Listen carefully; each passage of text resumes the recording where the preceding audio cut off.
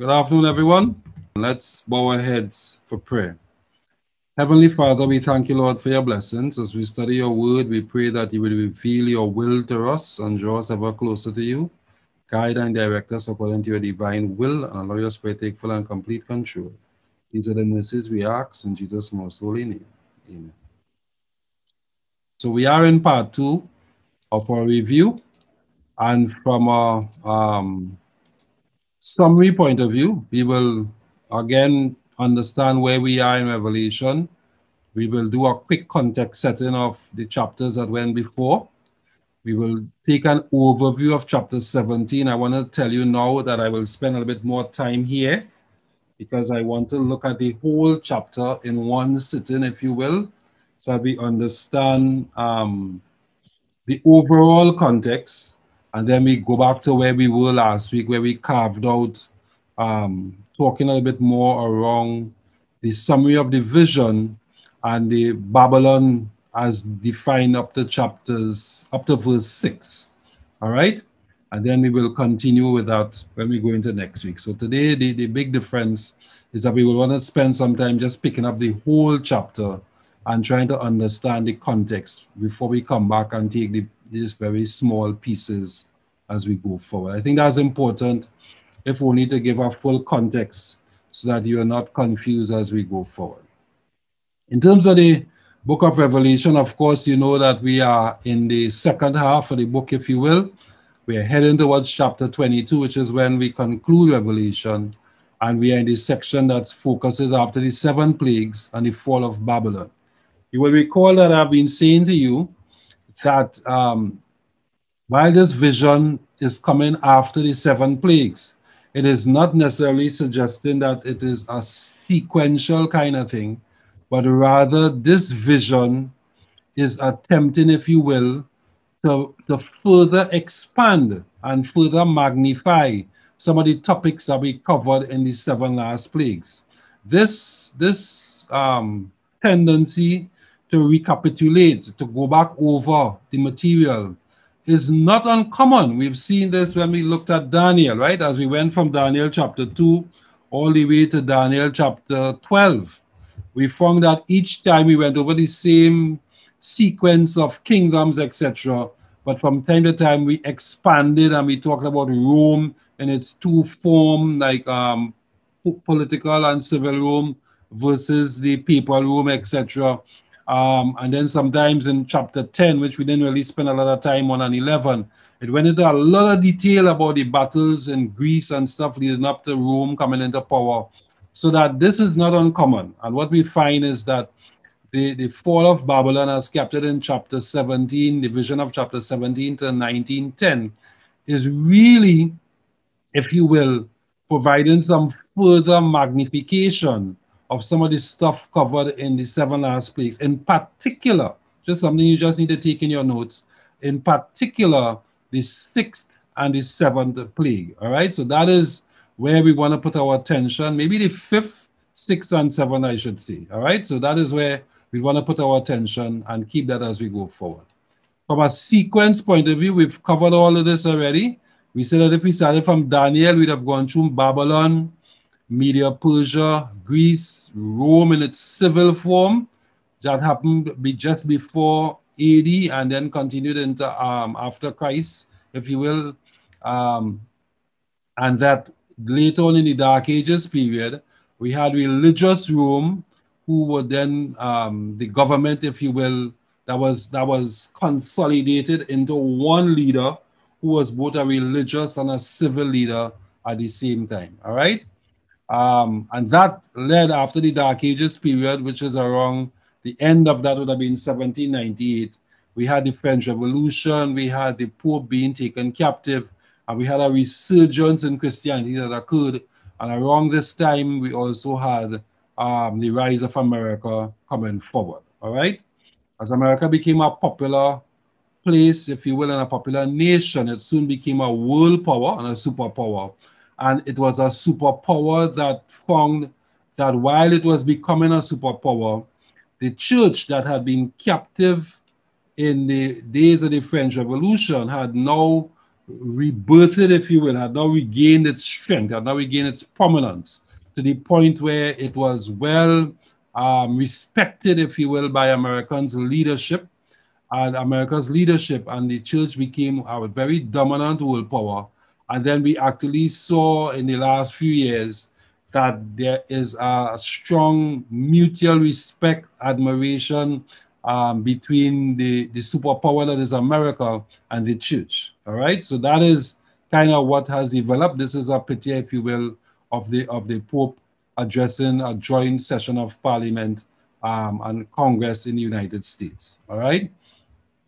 And as a superpower in church, we now move from contemporary matters into futuristic views based on the prophecies we have interpreted.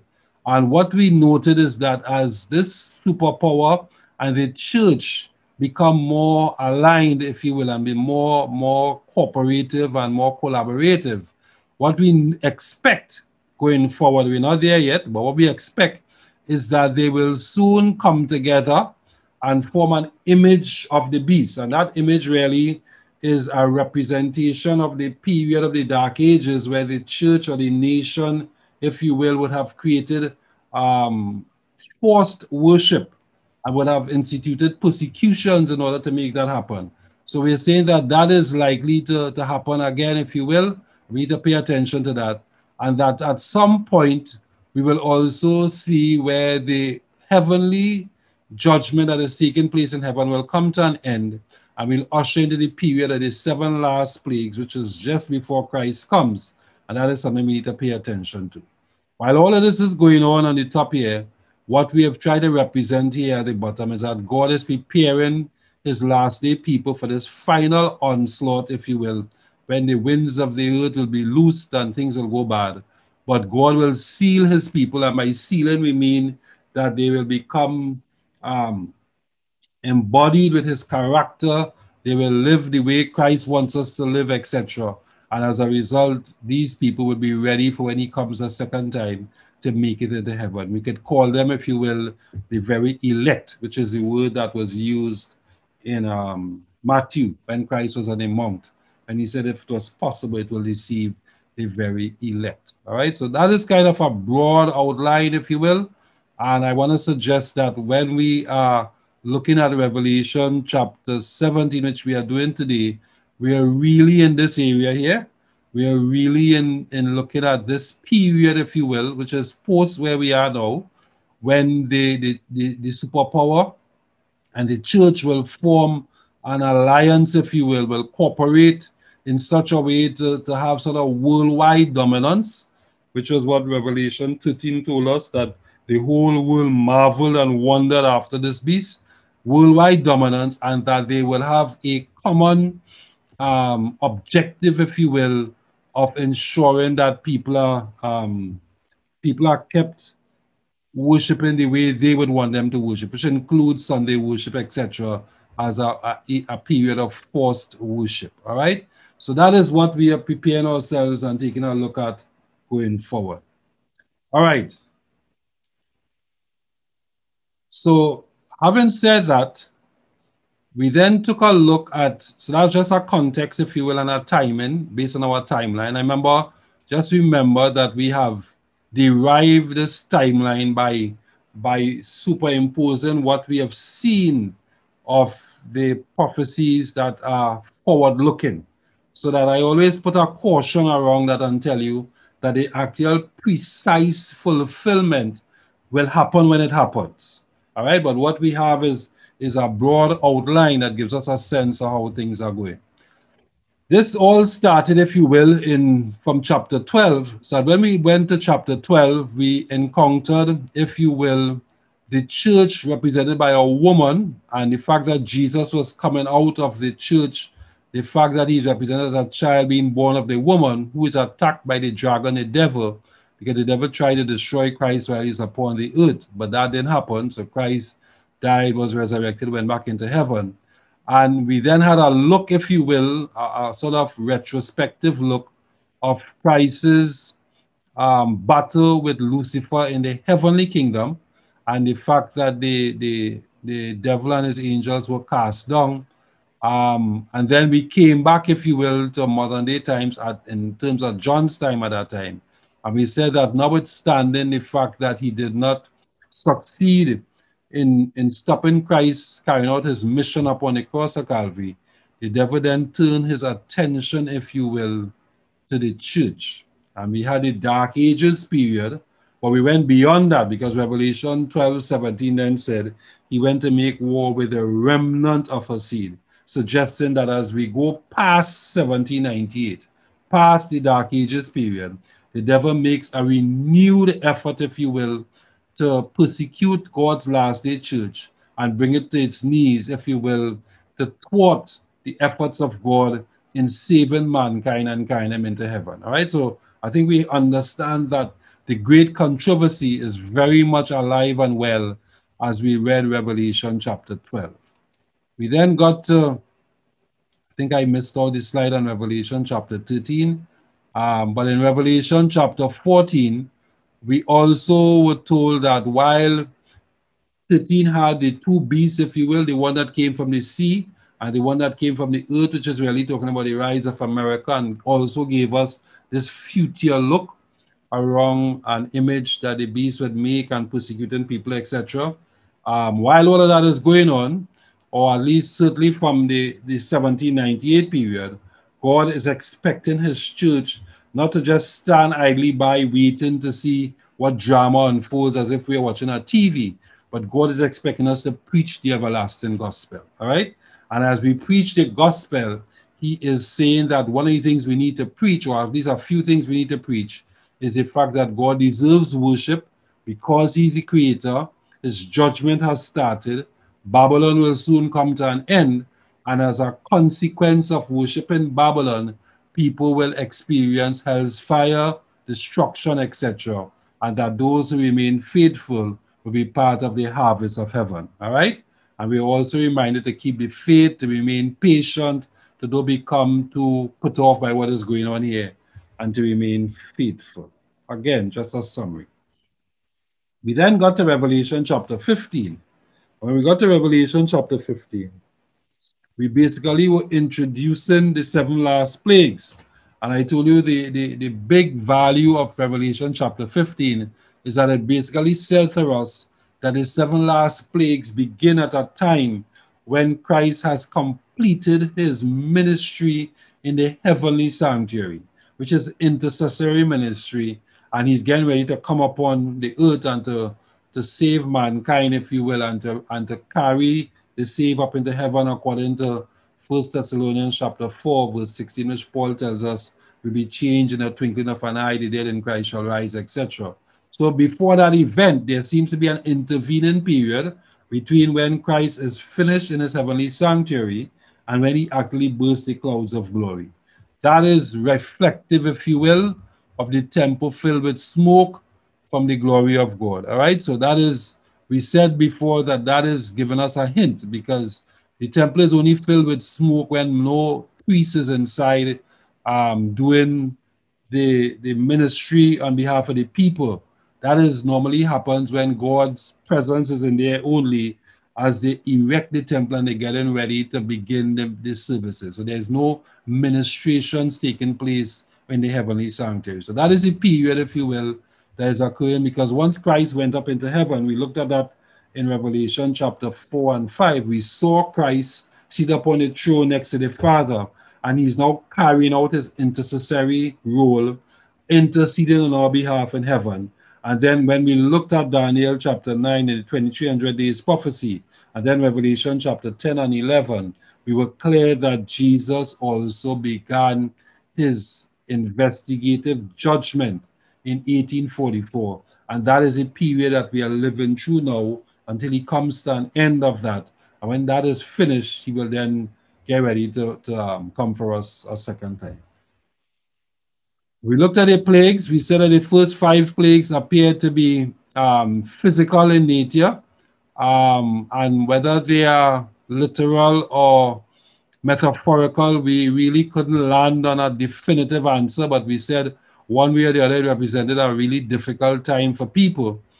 But we are clear that the 6th plague is metaphorical in nature, because the drying up of the Euphrates and the Battle of Armageddon, the drying up of the Euphrates is not a literal drying up, but it represents the people. There's a text in Jeremiah that talks about many waters referring to the river Euphrates.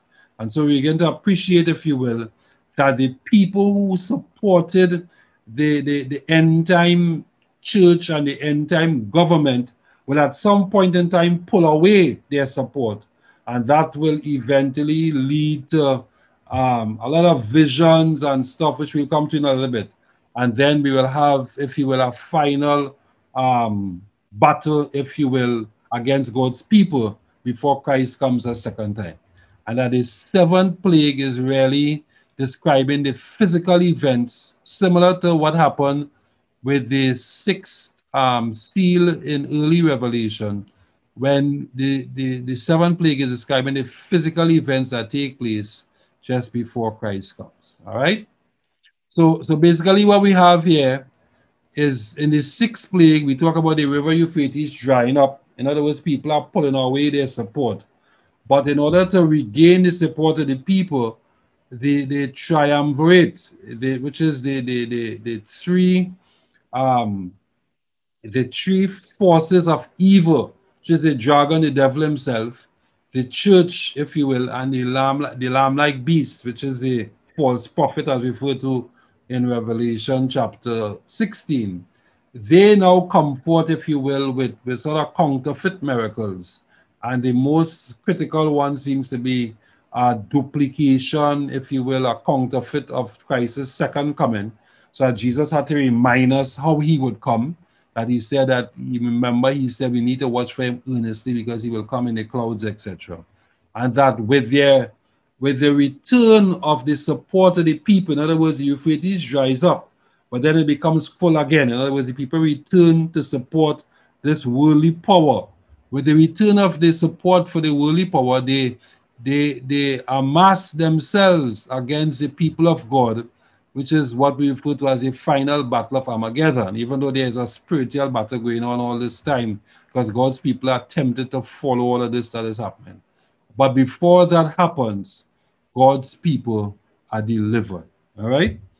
That is well represented in this verse in Revelation 16:17, where he says, and the seventh angel poured out his vial upon the air, and there was a great voice out of the temple from God, from the throne, saying, it is done. In other words, Jesus has said all this battle thing is finished. There's no more. We remember hearing that at the cross of Calvary. Now he says it again. It is done. It is finished. Punto final. All this confusion with the devil and controversy is over, and he's ready to burst the clouds of glory. He starts to create climatic and events in terms of the earth being destroyed and that kind of stuff, and earthquakes and all that thing happening. And that is what we are kind of dealing with as we go forward. All right. So that was the seventh plague.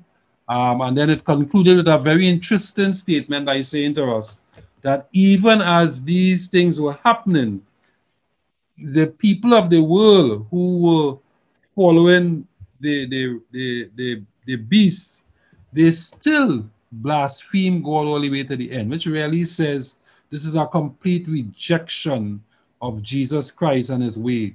And therefore there are two classes of people that emerge towards the end: those who follow God and his true word, and those who follow the beast and his image, which is very, very similar to what happened during the Dark Ages period, during the 1260 years, where people were in rocks and mountains and in wilderness areas and crossing the Atlantic, but they were following God, and then there were those who followed the church. At the end of the day, in 1790, the church suffered defeat, and we are saying here that at the end of the world's history, the church will also suffer defeat because they haven't really followed what God wanted.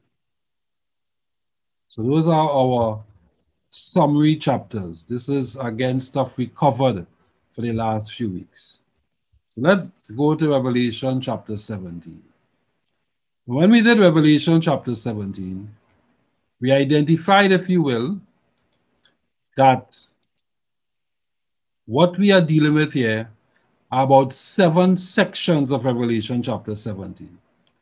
So this is where I'm slowing down now because I want to really get you into the groove, right? It says we had an introductory scene. It's not uncommon. We've seen that before. We'll talk about that.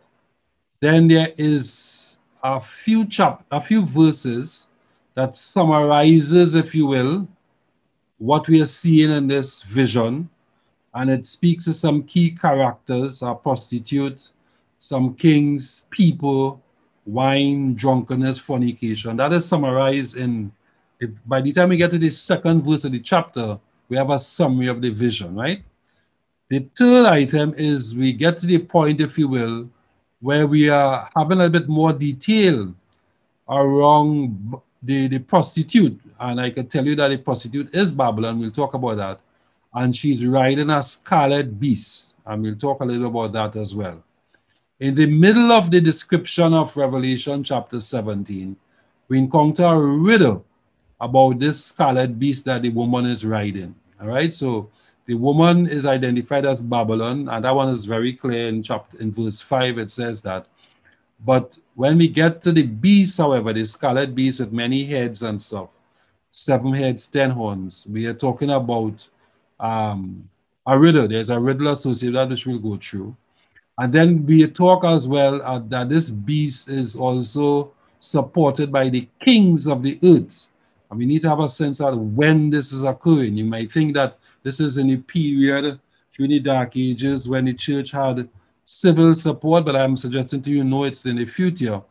And in the face of all of that, 2 battles are identified in Revelation chapter 17. The first is in verse 14, but it's a very short verse, but it gives us a sense that there's a huge battle against the Lamb, but the Lamb wins. And then when we get to the last section, which is further explanations, we also encounter another battle, but this time it seems to be where the kings of the earth are fighting against the beast. So I've given you some hints, but I want you to not get confused. Let's just read the chapter bearing these 7 parts in mind, all right? An introductory scene, a summary section, a little bit more detail around the prostitute riding the beast, a little riddle around the beast, an introduction to kings, if you will, 10 kings, and we will talk about the timing, some assurance of a victory in our battle, and then some further explanations at the end of time that includes another battle, but this time it goes bad for the beast and for the kings, etc. All right? That is the sequence. Let's talk about it. So the introductory scene. This verse says, and there came one of the 7 angels, which had the 7 vials, and talked with me, saying, come hither. So that is the introduction. He's introducing the chapter by suggesting that this vision he is getting comes from one of the angels who are part of the 7 plagues. That is why I keep saying to you that chapter 17 is a magnification of some of the aspects that were contained in the 7 plagues. Is that okay? So the introductory scene here is that we have one of the angels who are the 7 vials. So one of the angels involved in the 7 last plagues, he comes to John and he says, come and see. All right? So we will come to the second part in a bit, but just the first part here is what I want us to understand represents our introductory vision and scene. Everybody okay with that? We've had an introductory scene. Let's look at what he says. So he says to him, I will show you, I have interpreted that old language, right? I will show you the judgment of the great whore that sitteth upon many waters. So he is introducing a prostitute at this point in time, but he's calling her a great one. So it's a woman here, and that should waken up our thinking because this is clearly figurative, but he's talking about the judgment of the woman, all right? Now, that judgment, one gets a sense that this is more than just a judgment going on in our court, but this is an execution. This is an executive judgment. This is the final dispensation of judgment against this great whore that sitteth upon many waters. We need to understand what does many waters mean. We'll come to that, right? And then he went on. So that is what he introduces. He says, come hither, come and see. What is he asking me to see? John is saying, well, what he's going to show me is a judgment, an activity, a judgment that is going to take place. A judgment against whom? Well, it's against a great whore, a great prostitute. What is this prostitute doing? Well, or you may ask, well, what nobody kills a prostitute for just being a prostitute. But it seems as if this prostitute has committed fornication, has committed liaisons, if you will, with many waters. And we need to understand that. When it says she sitteth upon many waters, we need to understand what does that mean, right?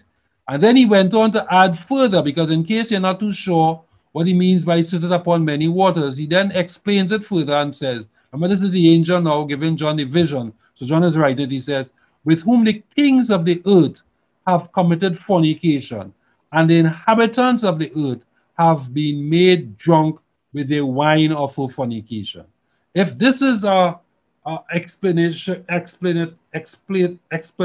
verse, a verse that explains the previous one, I can, without even doing further research, I can almost conclude that when he says here that the great whore sitteth upon many waters, he is describing that phrase. He is explaining that phrase and saying, well, what that means is that the kings of the earth have committed fornication. They have formed an alliance, if you will, with the great whore. And then in case you think it's just the governments and the heads and the rulers, he's saying even the people of earth have drunk of her wine, of her fornication. So this is invoking some Old Testament language, because God oftentimes says that when Israel went wrong, when Israel went with the heathen nations around them, he used to say Israel went a whoring. In other words, they behave as a prostitute, and they went with another lover, if you will. And then he would sometimes say he'll pour out his wine, the wrath of his wine upon the people. In other words, he will pour out his wrath upon the people. So he's saying that this great woman, who is not seen as a good woman, but as a prostitute, this great woman has convinced, hear me carefully now, because we're just looking at the text and letting it talk to us, has convinced leaders of the earth as well as the people. So not just the leaders, but the people as well. They all seem to be taken in by her beliefs, by her thinking, by her what flows out of her. So that is the key message at this point in time. Everybody okay with that? That is just the summary of the vision. All right, it is basically giving us a summary. If you just read up to chapter 2, you have a good sense of what is happening overall. But he doesn't stop there. He doesn't stop there. He says, let me explain to you a little bit more, right? So he then says, so he carried me away in spirit into the wilderness. Let me get back my no, I don't think I could use my pointer. So let me just look at that. So he carried me away in spirit in the wilderness, and I saw a woman sit upon a scarlet-colored beast. So we get a bit more details now. Full of the names of blasphemy, having 7 heads and 7 horns. Where is the names of blasphemy? It's upon the beast. All right? He says, I looked, so he carried me away in the spirit, he being the angel carried John away in the spirit, meaning further in the vision, into the wilderness. This is an important reference here, because we need to think about this when we get to talking about the church and who the woman represents, etc. But anyway, he uses that term wilderness because we saw wilderness when we were doing Revelation chapter 12. When we were in Revelation chapter 12, when the dragon came after the woman, we said that the way she escaped was by going into the wilderness, and the wilderness swallowed up the flood coming from the dragon.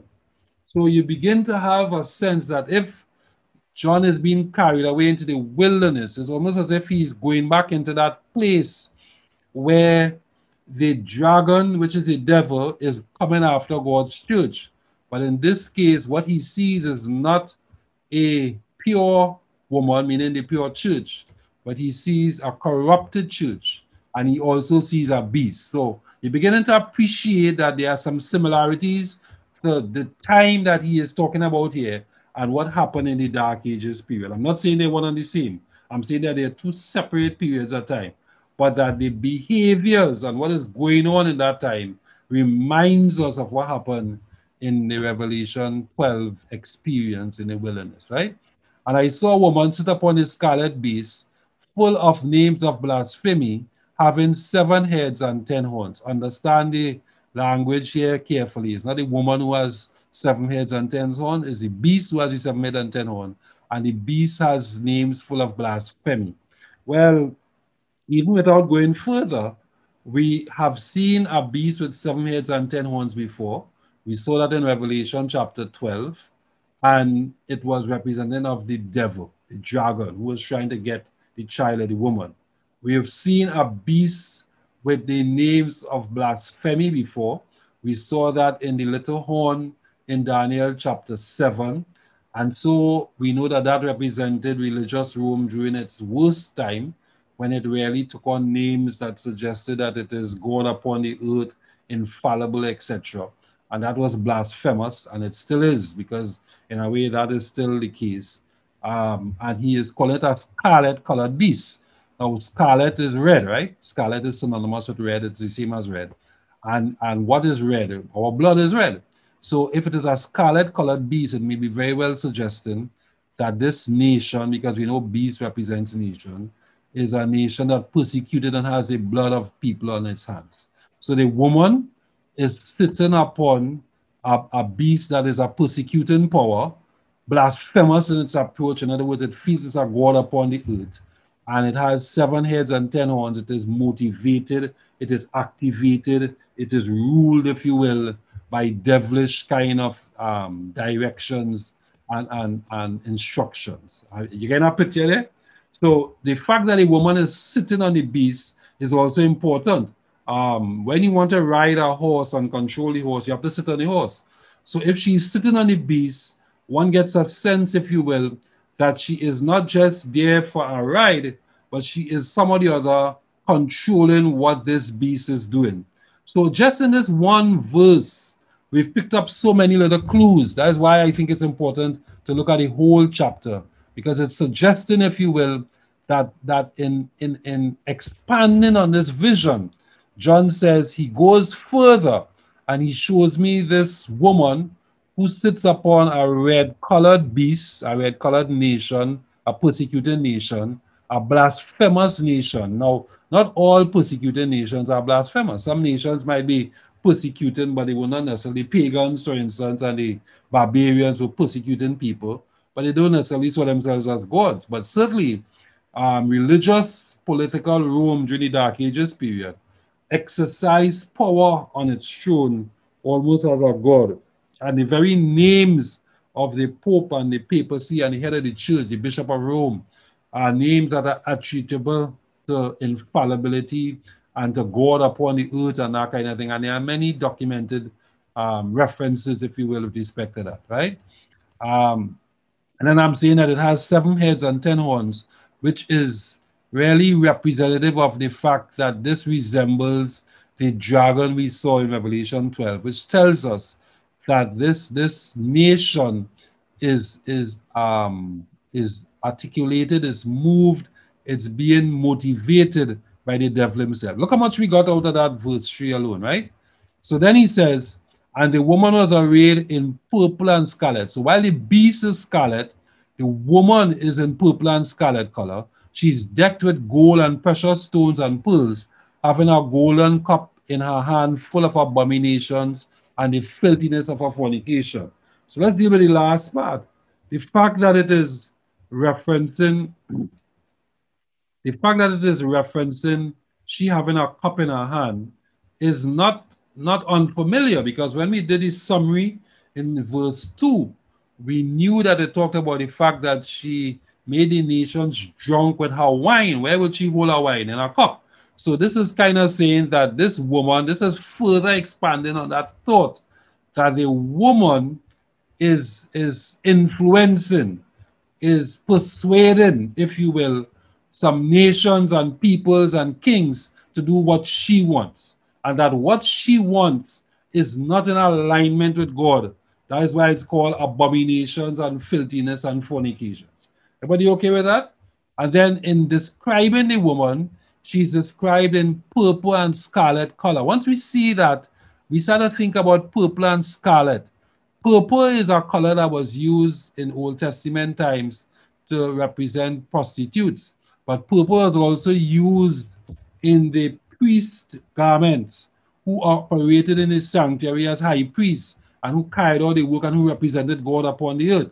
So once, and especially purple and scarlet. So once you start to see those colors, it ties back to this blasphemy that is contained in verse 3, because it is almost, again, another way of saying that this woman is blasphemous. Not only is the beast blasphemous, but the woman is blasphemous because she too is imitating, if you will, that she's a servant of God. But the fact that she is in purple and scarlet and decked in gold and precious stones and pearls kind of speaks to her role as a prostitute, as a seducer, as one who is trying to seduce people to come her way. All right? So that is the kind of takeaway we get from that going forward.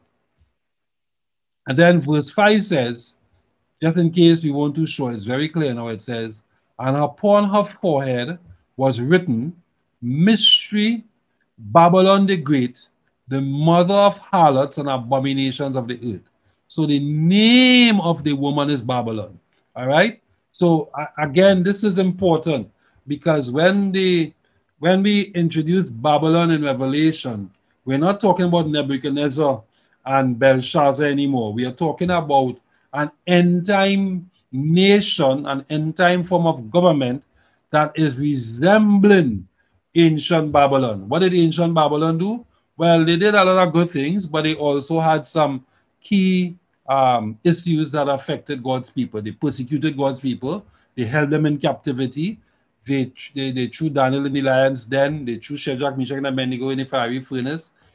Babylon also tried to defy God. It's not this great Babylon I have built. You know, remember that in chapter 4 when he was turned into a beast and he spent 7 years into the wilderness, etc. Right? So we need to kind of remember all of that. And then he says, and I saw the woman drunken with the blood of the saints. So again, this Babylon, this end time religion is a persecuting power. Let's remember that.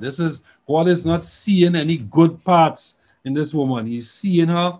Now, maybe I should just step back a bit. This description here, the mother of harlots, is important. I know we tend to flash over that, but that's important because the mother suggests children. And it seems to be suggesting that this woman is the mother of harlots. In other words, her children are just as adulterous as she is. For them to be adulterous, it means they too are no longer following the true God. All right? So we need to ask ourselves, to what extent is this Babylonian system having associates, people who are associated with her and following the way she thinks and the way she behaves, right? And the abominations of the earth. Abomination is really when we do something that God really doesn't like. And it is really contrary to God's word. It is an actual opposite, if you will, of what God says. And then he says, and I saw the woman drunken with the blood of the saints and with the blood of the martyrs of Jesus. And when I saw her, I wondered with great admiration. But you're right with that? This is clear that John is intrigued by what he sees, but he is describing a woman who he calls Babylon, but he's saying that the Babylon that he sees is a persecuting power. It is not just blasphemous against God, but it is a persecuting power. It is persecuting the people of God. This happening in the end times, and John was just amazed at how much rank and how widespread this whole thing was, right? So we've covered that. We've covered that. Let's talk about the riddle of the beast. So verse 7 says, and the angel said unto me, why are you marveling? Wherefore did thou marvel, right? Why are you marveling? In other words, because the last verse says, when he saw the woman, he was worried, right? So the angel says, because I suppose maybe he was confused about what was going on here and he wondered about how this woman could be so powerful and have all this power and cause all of this thing, right? He says, I will tell you the mystery of the woman and of the beast that carried her, which had the 7 heads and 10 horns. So the angel says to him, the angel who was one of the angels involved in the 7 last plagues, he says to John, I will tell you about this woman and the mystery, meaning we have to show who she is, and the beast that carried her, which had 7 heads and 10 horns, right? The beast that thou sawest, that is the riddle now, right? And take your time. Don't worry if you don't figure it out. We'll get to this in detail next week, but see how much we could figure out today. It says, the beast that thou sawest. Now, let's be clear, right? From our days in Daniel, we know that a beast represented a nation. The lion represented Babylon. The bear, lopsided bear with three bones in its mouth represented Medo-Persia. The leopard with 4 heads represented Greece. After Alexander the Great, the 4 generals came. And then we had a beast that defied description that represented Rome. So you could easily think that from a consistency point of view, the beast that thou sawest really is representing a nation or some sort of kingdom, right? Earthly kingdom. So the nation that thou sawest was, meaning it was something from the past. And that'll be okay, but then he says, and is not. All right, so was and is not kind of look like the same, meaning that it was something in the past, and is not, meaning it is not here now, and shall ascend out of a bottomless pit. So this, let's go back and read it again, because it really meaning to say the beast was and is not. So meaning that at some point it had rank, then it went down. And then he says, going forward, however, it shall, after it was not, right? It shall ascend out of the bottomless pit. What is a bottomless pit? Bottomless pit is normally, the ancient Jews used to think about a bottomless pit as a grave. Remember I talked to you about Hades, when we were talking about hell? And the Jews used to say that there was an abyss under the earth, and that when you die, you would go into the abyss, and you could not come back. That is why resurrecting Lazarus was such a big deal, because he had gone 4 days. He had gone past the period when they felt people could be resurrected, and they felt he was already in the abyss. And Jesus was pulling him from that, which is really trying to tell us the power of God and his ability to save us even from our worst situation. So basically saying that this beast had some ranks and was powerful. Then it went down. It was no longer, but it shall descend from its death. Are you beginning to see that? It shall descend from a death, but ultimately from that death, it will go into perdition. Perdition means end, a bad end, and end with hell and fire. So just in this few words here, you just pick up so much that I wonder if I need to go into any further detail next week. But we've learned a lot. The beast, which also is a nation, of course, which is the beast. It was big, it was ranking, then it went down, it was not. And then later on, it shall ascend out of its depth, but eventually it will go into perdition. All right, there's a colon there that says he finished with that part of it. Is that all right?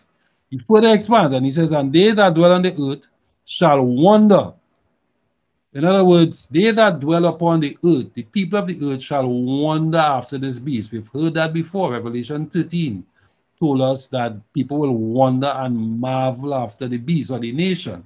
So this is a nation that people will wander after, right? We know that that is not uncommon. We have people today who marvel after China and marvel after the US and marvel after Russia, and they want to do what they do and they follow all their truths and that kind of thing, right? But then he describes the people who are running after the beast. He says, whose names are not written in the book of life from the foundation of the world, when they behold the beast that was and is not and yet is. So that's an interesting one, right? That's why I told you it's a riddle. So he's saying that non-believers, those who have not accepted Jesus Christ, will marvel. And that word now begins to take on a whole new meaning. Because when he says they will wonder and marvel, it's more than just watching in astonishment. One gets a sense that it also means follow. So that they will follow this nation. Those who are not the believers of Christ will follow this nation. Um, and they will follow this nation. And then he went on to describe the nation again. He says, the nation that was, is not, and yet is, meaning it is to come. All right? So we need to think about that. That is the riddle. And when we get to deciphering the riddle, we'll figure it out. But I feel some of you who have been with us since last year, you have a sense of what this riddle means. But I'll leave you to think about that. Let's go on from verse 8 and look at the kings, the beasts and the kings now. He says now, still in chapter 17, and here is the mind which had wisdom. This one is straightforward. It's saying, let me explain to you what all this means. The 7 heads are 7 mountains on which the woman sitteth. Now you might say, well, you're still not clear what that means, right? But think about it. This is a further expansion to say the 7 heads of the beast are 7 mountains. Now we know that in Daniel chapter 2, we remember that when we had the metallic man, head of gold, breast and arms of silver, brass, iron, feet of iron and clay, we then said that a stone came out of nowhere, hit the image at its feet, and became a big mountain. And we said that that mountain represented God's kingdom upon the earth. That's not the only place where mountains are used to represent kingdoms. In Ezekiel and Jeremiah, Babylon was seen as a great mountain. When we were doing the 7 plagues, the 7 trumpets, and the 7 seals, we talked about the mountain falling into the sea in the 7 trumpets. And we then said that mountains in prophecy are normally representative of a powerful nation and a kingdom, all right? So he's saying then that the 7 heads on the scarlet colored beast represent 7 nations. Are you beginning to understand that? But he's also saying that the woman sitteth on the beast, right?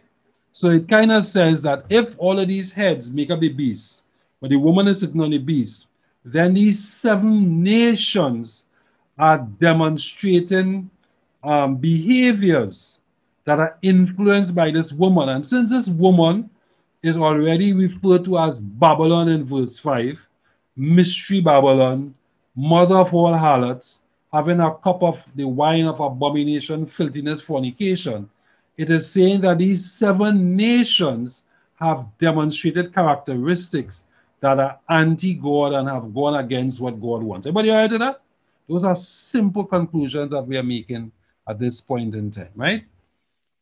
Verse 10 says, and maybe there's also part of a riddle to it, but we will deal with that next week. So verse 10 says, and there are 7 kings, which we talked about because he just said that the 7 heads are 7 mountains. So he says, and there are 7 kings, 5 are fallen, and 1 is. So let me go over that again, right? I want to make sure we have a distinction. We have 7 heads, and which he says are the 7 mountains of which the woman sitteth, right? Which is just nations over time. And they have been creating ruction. Then he goes on to say, he says, and there are 7 kings. Otherwise, they think that the kings and the mountains are the same, right? He said there are 7 kings. 5 have fallen, gone already by John's time when this message was being given. 5 have fallen. 1 is. So one of the 7 kings is in power at the time when John received this vision, which is around AD 100, AD 90 to 100 at the time when he received it, right? The other is yet to come. And when he cometh, he must continue for a short space. Were you okay with that? So I know that one confusing it, but just go with the flow for now. He says there are 7 kings, 5 have fallen, and 1 is, and the other is yet to come. And when he cometh, he must continue for a short time. So he's saying that the one that will come in the future, the 7th king, would be one that is for a short time. In case you wasn't confused, let me confuse you more, because when you read chapter 11, you get more confused. It says, and the beast that was and is not, even he is the 8th, and is of the 7th, and goeth into perdition. So we start to get confused now. Because what he's saying to us is that while he talking 7 kings, he's saying that the beast that was and is not, even he is the 8th, and he's of the 7th. So let's stop there, because I just tried just now to say to you that maybe the 7 heads and the 7 kings are different, right? But now we're seeing that he's saying that the beast that was and is not, even he is the 8th. So the beast is part of the whole thing, and he's of the 7. In other words, that whole system of nations that go from sometime before to sometime in the present to sometime in the future, that whole system of nations is you could argue, could be seen as a collective known as a beast. And that is the 8, but it's really the 7 that make up the 8. All right? And ultimately they will go to hell. So I just leaving that one there. I know it's confusing, but we'll come to it in a bit when we get into deciphering this riddle. And then let's continue to confuse you more, because verse 12 says, and the 10 horns, but this one is not too bad.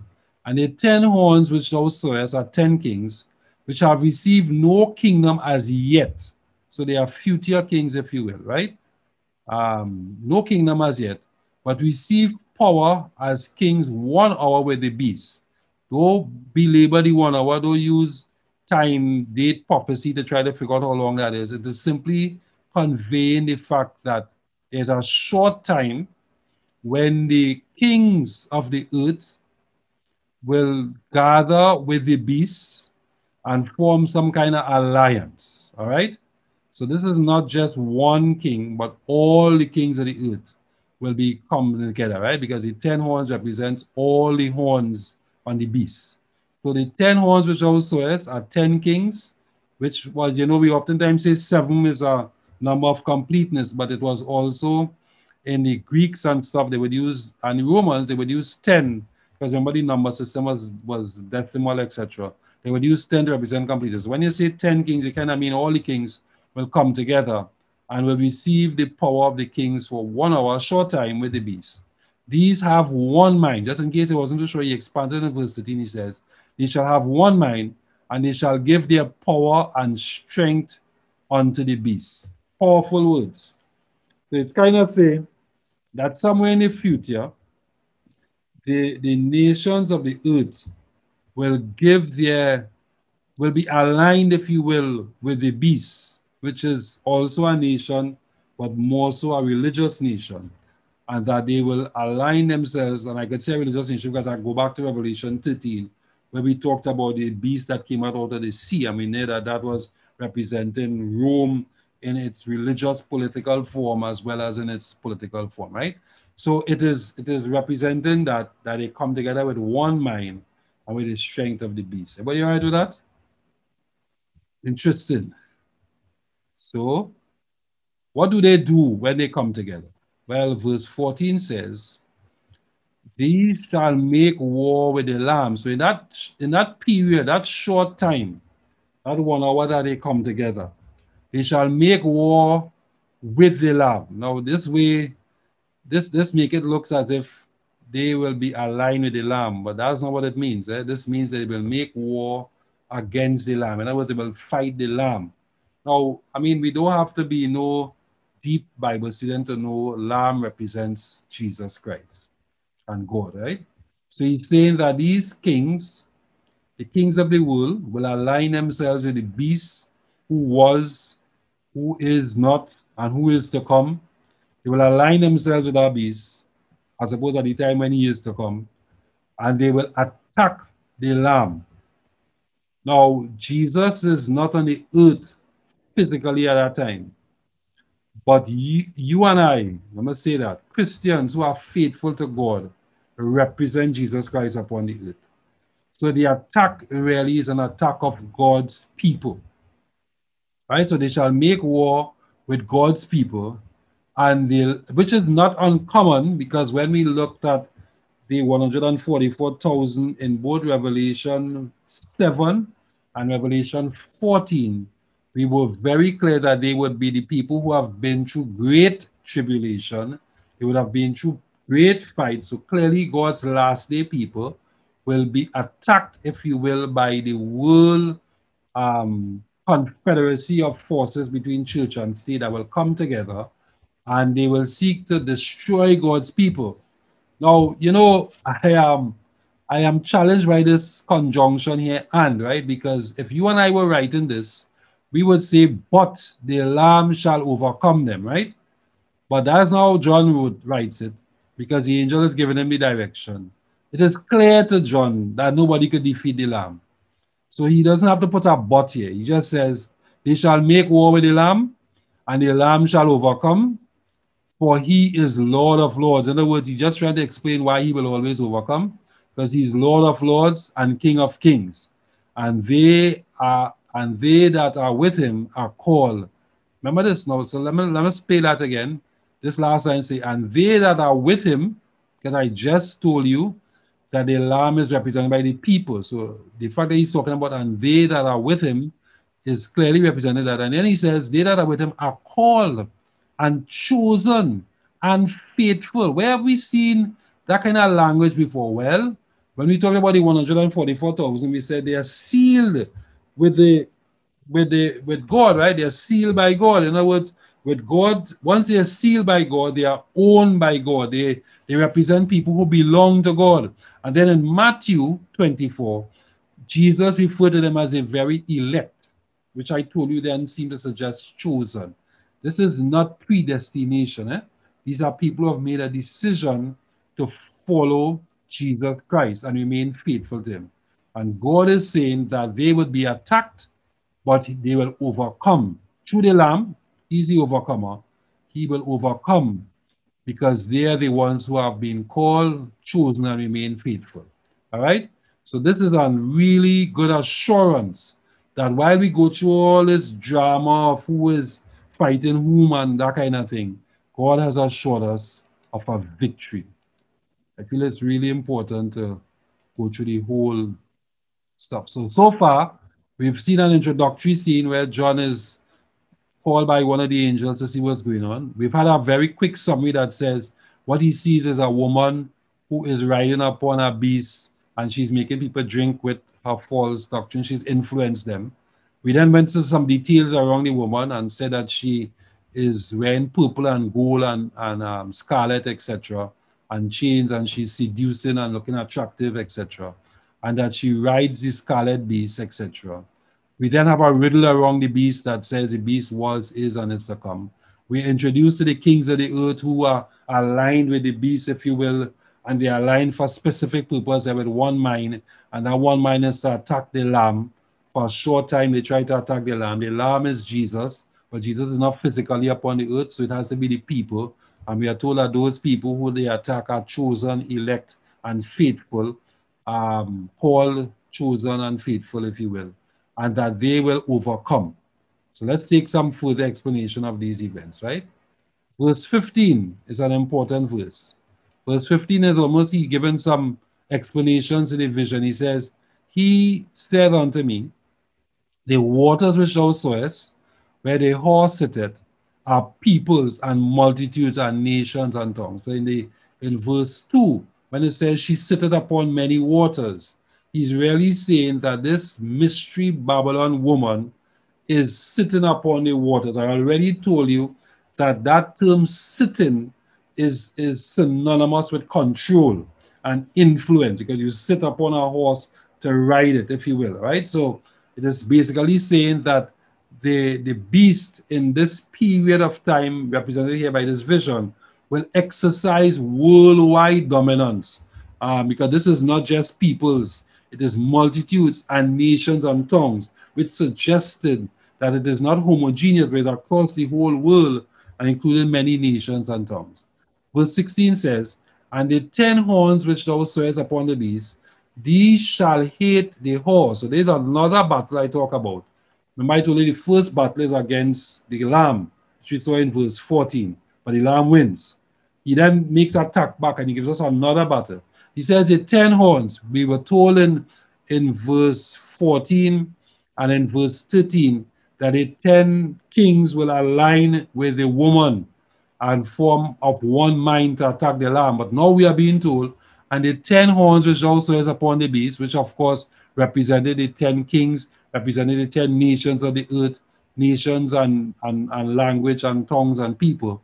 They shall hate the whore and make her desolate. They shall attack her and make her desolate, and shall eat her flesh and burn her with fire. So it seems to be that at some point, the love relationship will go sour, and that the same woman who enticed the nations of the world to follow a path, drink of the wine and water for drunkenness, a path that is against God, it looks as if these people will then turn against us at some point in time. But we saw that when we're looking at the sixth plague, and we talk about the Euphrates drying up.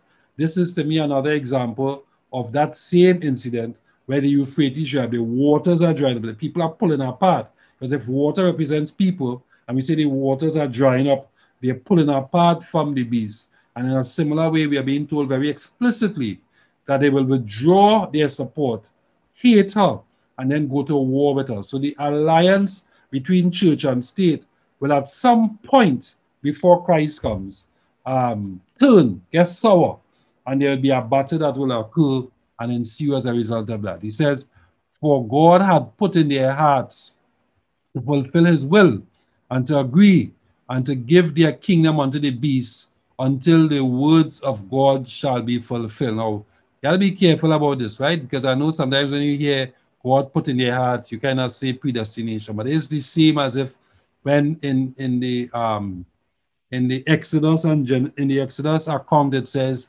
Pharaoh, God hardened Pharaoh's heart. It is not to suggest that this is a conscious action by God. It is saying that God, who is all-knowing, is acknowledging, if you will, that Pharaoh refused to let his people go. Similarly, God is saying that in pursuit of this prophecy, it looks as if these people will do what the prophecy says, and that they will follow what the prophecy said and give their kingdom over to the beast. Remember in the days of Jesus's Last Supper, before he went to the cross, he said to Judas, yeah, it's prophesied, am I paraphrasing now, it's prophesied that the Son of Man will be put to the cross, but woe to the one who is allowing that to happen. In other words, Judas had a choice. He could have decided to not be the betrayer, but he was fulfilling prophecy when he did it. It's not suggesting they didn't have a choice. We're saying that what he is given is a overview, if you will, of what will happen. So he's saying that they will give their kingdom unto the beast until the words of God shall be fulfilled. And the woman which thou sawest is that great city which reigneth over the kings of the earth. I want you to keep in mind that term great city, because when we did this seventh plague, we are told that Babylon was broken into three pieces, and I told you that is a complete destruction. And it also made a reference to the great city. In other words, God is saying that towards the end of time, it looks as if church and state is going to be the most dominant phenomena upon the earth. But at some point in time, that would be destroyed. So I think you have seen the whole chapter now. Let's move quickly into just understanding some of the stuff in the beginning, and we'll continue to do that into next week when we finish this chapter. So we talked about this summary section. It says, come, I will show you the judgment of the great harlot who sits upon many waters, with whom the kings of the earth have committed fornication. And the inhabitants of the world of the earth were made drunk with the wine of the water for fornication. So I told you, you need to remember that God has used the woman imagery before to represent his church. We saw it in Revelation chapter 12. All right? So that if the woman in Revelation chapter 12 represented the pure church of God, then clearly this scarlet, purple colored harlot is representative of the impure church. All right? So God is basically saying that towards the end of time, impure religion will emerge, will arise, if you will. And that it will, because it uses this term, I can put it here, this is what this is meant. This last line here is meant to convey that terminology in verse 5 when it says the mother of all harlots. It is really meant to say that this church is a union of many churches. I know we have associated the Roman church as the primary culprit here, but we are not. Certainly Revelation 17, and it is well established by a number of biblical commentators. Revelation 17 is talking about a confederacy of churches, and the common thread here is that the churches follow the Roman church. How do you follow the Roman church? Well, not everybody has priests, not everybody has purgatory, but everybody observes the Sunday as the day of worship. So a lot of the Protestant religion, because of the fact that they came out of the Martin Luther Protestant movement in 1517, and they have become independent, if you will, and have their own association. The fact that they are all worshiping on Sunday means that they are tied to the hip, if you will, to the Roman church.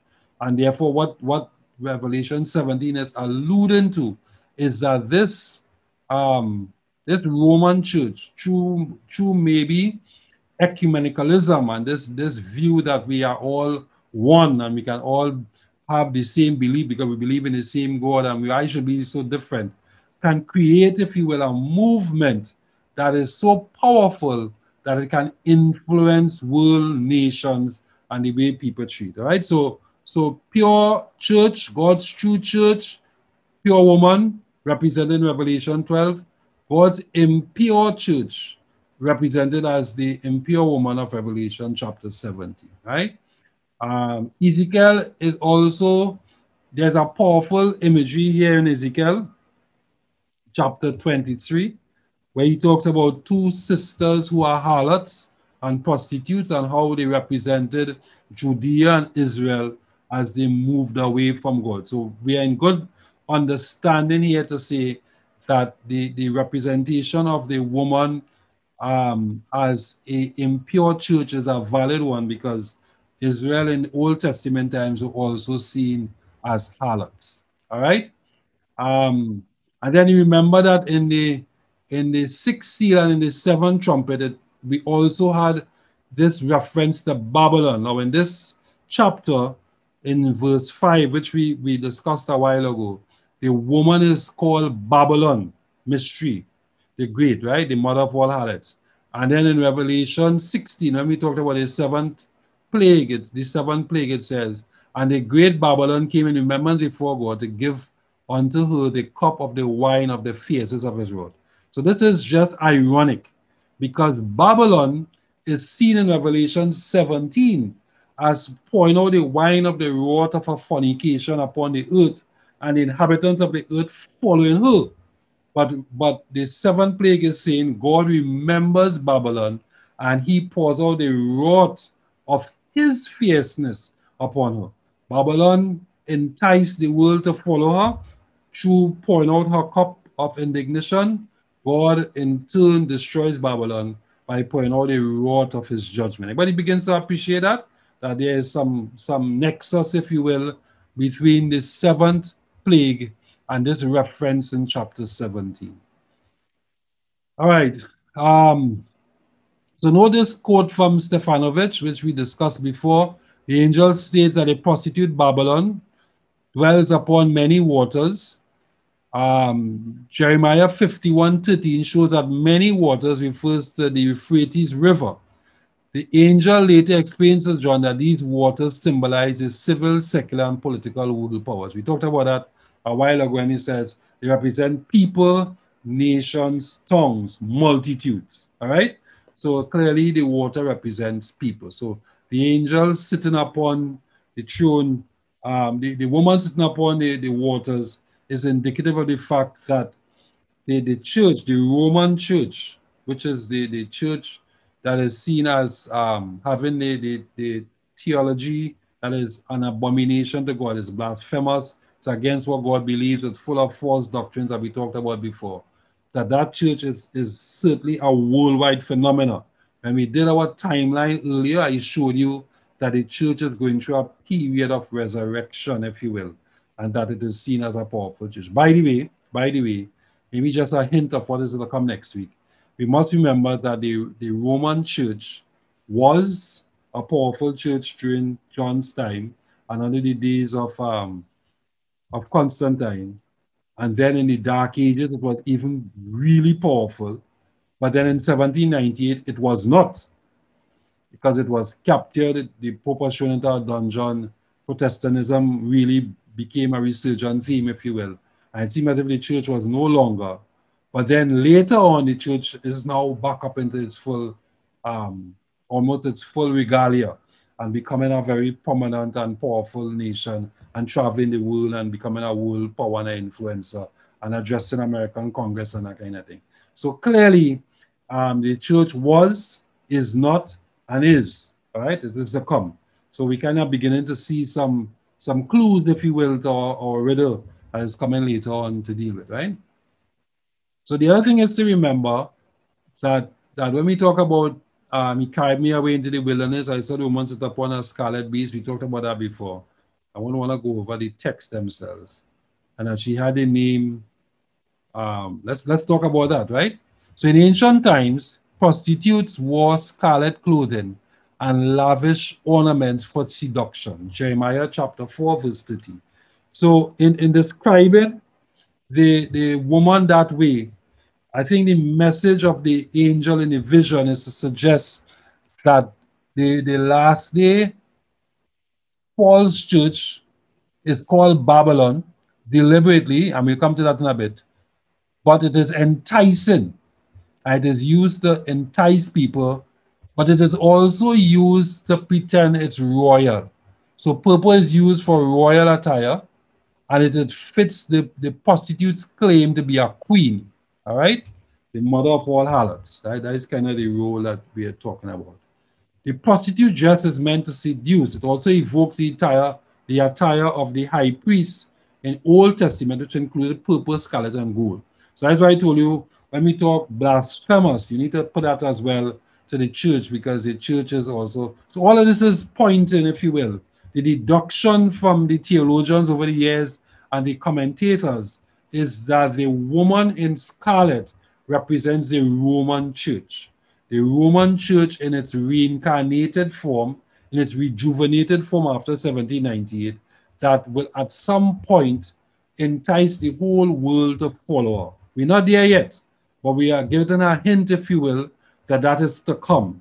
Because we are at the point now where the church is regaining its resurgence, its prominence, etc. We need to understand this mother of all harlots conversation. But it's important to appreciate that in the future, we expect that the church will become world dominating and will cause the whole world to follow. All right, so that is important. Let's talk a little bit about that name Babylon that she has. What does the Babylonian system represent? Well, we know that in the old days, Babylon had its origins when God confused the language of the Tower of Babel, right? So the term Babylon in Revelation represents religious confusion, all right? So is the Roman church a church of religious confusion? Of course. When we studied Daniel, we talked about the fact that they introduced things like purgatory, transubstitution, praying for the dead, praying to the priest as a different intercessor, Sunday worship versus Sabbath worship, etc. All of that is represented as religious confusion because it's against what the clear scriptures had presented. And I always like to remind you, just to be balanced, that you don't feel that I'm being overly critical, that in 1517, in the heights of the Dark Ages period, Martin Luther posted 95 theses on the wall of the church in Gothenburg, on the gate, on the door, because he found 95 ways in which the church was differing from what the scripture had prescribed, right? So it is clearly a church of confusion. But we note, however, that the church, the Babylon, is able to woo, if you will, and seduce not just the inhabitants of the earth, but also the kings of the earth, that nations will follow her. We have not hit that stage yet, but we are getting a prophetic view that in the future this will happen, right? And then the term mother of all harlots implies that the scarlet prostitute has children, so that other religious institutions follow. And I told you that already, that the other religious institutions and other Protestant churches might say, well, we are separate from the church, but they are observing a day of worship that is instituted by the church, and in that regard, they are tied in. The question is, will there be further tie-in? And we will see what happens in the future if we live into the future long enough. Where as the church gains its ascendancy, it clearly the prophecy is implying that it will be able to pull in more of the churches into its fold. The other thing I wanted to, as we close off, I want to remind you that we see the woman who is Babylon, who is the false religion. She's sitting upon the scarlet beast, the powers of the world that have persecuted God's people, 10 horns, the 10 kings and of the nation of the world, and the 4 heads of the beast, the 7 heads of the beast, sorry, representing 7 mountains, 3 nations. So she's sitting upon all the nations of the world, and she is influencing them. She's riding them. I know this is not a posture, if you will, of riding and control. But the point I want to make, however, is that Babylon represents a religious power, and the beast represents political powers, which is what we've tried to show here. Now, I wanted to remind you that this is a real interesting dynamic here, because in this vision, the religious powers and the political powers are seen as two separate entities who are working together. Now, in the Dark Ages period, when the Pope had both religious and civil power, you had one entity who combined both political and religious power and rule with an iron fist. In the future, what we are expecting is that you will have a religious power that is discernible and clearly defined. You will have national powers or nations and great powers who will also be clearly defined, but that they will both work together. But when they work together, they will be under the drunkenness of the wine of the woman and her abominations and her fornications. All right? So in the Dark Ages, they were one and the same, but in the end times, these two entities will work together. This is a powerful little bit of truth that you need to keep, because that helps you deal with the future. You see, we oftentimes say, well, you know, if you see a person of a certain religion become the president of the US, United States and stuff, and maybe that is the beast and stuff, but that is not what it was saying. What it is saying is that you'll have the beast as a church operating separately, and then you have the nations of the world operating separately, but that towards the end of time, they will come together, they will unite, and they would, and that represents the waters, if you will, that a woman sitteth upon, because she will then be able to ride these waters and gain her power. We know that when we get to Revelation 17, 15, verses 15 and 16, we talk about those same kings turning against the woman. But we're not there yet. We just for now identifying that this is a correlation that's taking place. Babylon is seated on the beast. So the religious power will control the political powers and will use it again. And I remind you the Dark Ages period to get drunk with the blood of the saints. That scarlet undertone in this vision is reminding us that these end time periods will not be pleasant periods. And I'm not trying to be overly dramatic, but suggesting that there will be some persecution. And we talked about that before. We talked Revelation 13, and we said that the people will be killed and will be put to death for following God and stuff, right? Babylon tries to replace the high priest by wearing purple and scarlet jewelry and a head plate with the inscription, similar to that worn by the priests in Old Testament time. So this replication, this view that the church is guided by God and represents God upon the earth, is a view that the world powers will buy into. And we need to appreciate and understand what does that mean. Next week then, we will look at the riddle of the scarlet beast and the first battle. All right, so I'm hoping that we all appreciate where we are at this point in time. We've covered all of Revelation 17 in one go by just reading it and using information we had from before to infer some stuff. We've done a little bit of detailed review of the first 6 verses. And then when we get to next week, we will look at the scarlet beast in a little bit more detail.